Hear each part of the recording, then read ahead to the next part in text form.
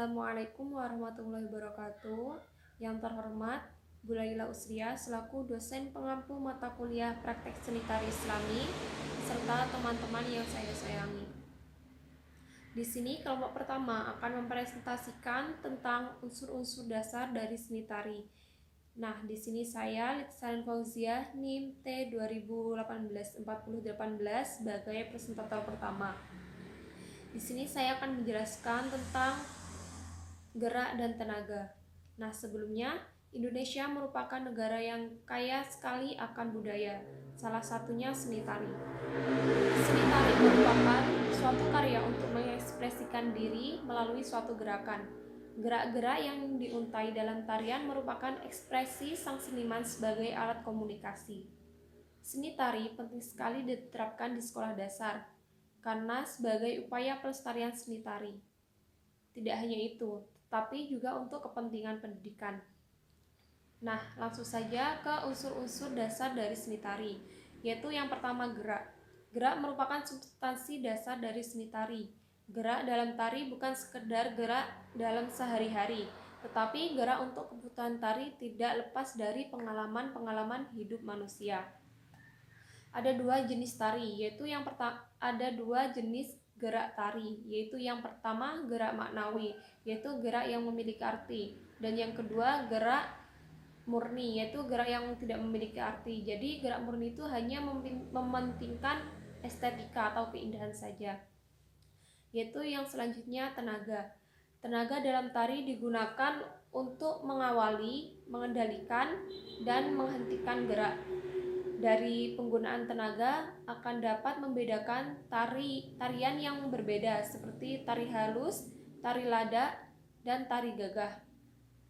Penari proporsional ialah penari yang dapat membawakan tarian dengan penerapan tenaga yang sesuai, mana yang harus menggunakan tenaga halus dan mana yang harus menggunakan tenaga kuat. Jadi penari yang baik atau penari yang sudah profesional yaitu penari yang dapat menempatkan tenaga sesuai dengan tempatnya, seperti misalkan tari Arjuna, yaitu harus menggunakan tenaga kuat seperti itu. Nah, untuk unsur-unsur dasar dari seni tari selanjutnya akan dijelaskan oleh presentator kedua, yaitu teman saya. Itu saja yang saya sampaikan. Wassalamualaikum warahmatullahi wabarakatuh. Assalamualaikum warahmatullahi wabarakatuh. Perkenalkan, nama saya Dewi Nurul Makfirah, NIM T 2018-4008. Di sini saya sebagai pemateri kedua dari kelompok 1. Di sini saya akan menjelaskan tentang ruang dan waktu dalam seni tari. Ruang merupakan unsur pertama dalam gerak tari dan juga unsur pokok dalam tari yang akan menentukan hasil dari gerak tari sendiri. Ruang adalah tempat untuk bergerak. Secara harfiah merupakan panggung atau pentas untuk menari, baik panggung tertutup maupun terbuka. Nah, dalam tari sendiri, ruang dikenal sebagai tempat untuk bergerak dalam pengertian imajinatif. Ruang memiliki peran penting dalam tari. Setiap penari akan bisa maksimal jika ada ruang. Nah, gerakan dalam tari ruangannya seperti posisi, level atau tingkatan gerak, dan juga jangkauan gerak. Kemudian, posisi dalam tari merupakan aspek ruang yang ada dalam unsur tari sendiri, di mana posisi akan memberikan petunjuk arah yang hadap dan juga arah gerakan yang dilakukan oleh para penari. Arah hadap yang dilakukan oleh penari ada beberapa, yaitu arah hadap ke depan muka, arah hadap ke belakang, arah sudut kanan, sudut kiri, arah samping kanan, dan juga samping kiri. Selain arah hadap, penari memiliki arah gerak, dan berikut ada beberapa arah geraknya, yaitu arah maju dan mundur, arah ke samping dan samping kanan, samping kiri, arah zigzag, dan arah berputar searah dengan jarum jam. Selain itu, gerakan tari memiliki ruang yang lainnya, yaitu level atau tingkatan gerak.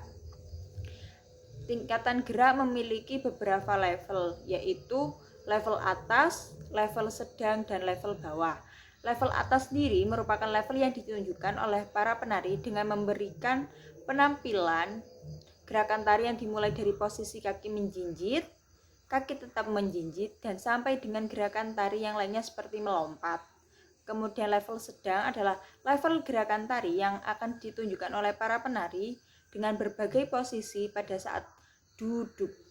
Dan level bawah, level gerakan dengan posisi berdiri dan posisi kaki sedikit menekuk sampai dengan kaki posisinya diluruskan kembali.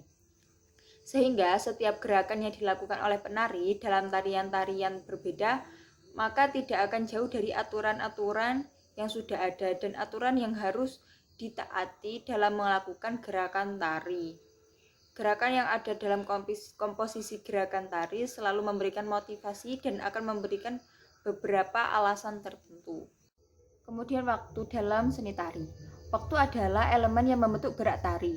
Waktu dalam tari adalah waktu yang diperlukan oleh para penari dalam melakukan sebuah gerak.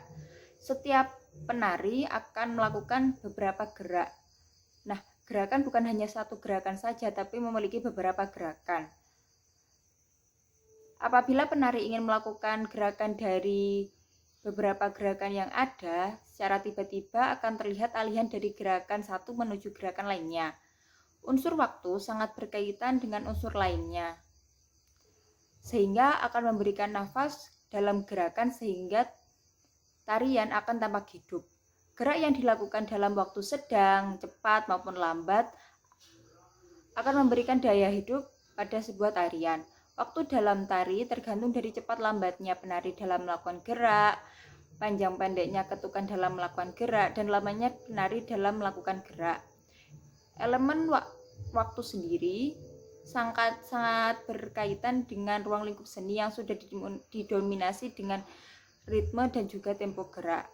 Nah, untuk mengetahui dinamika tempo atau waktu, maka seorang penari juga harus mengatur beberapa irama gerakan yang dilakukan. Selain itu, para penari juga harus benar-benar cermat dalam melakukan gerakan dan mengontrol perubahan-perubahan ritme dari gerakan atau irama yang cepat maupun lambat, tempo yang pendek maupun yang cepat.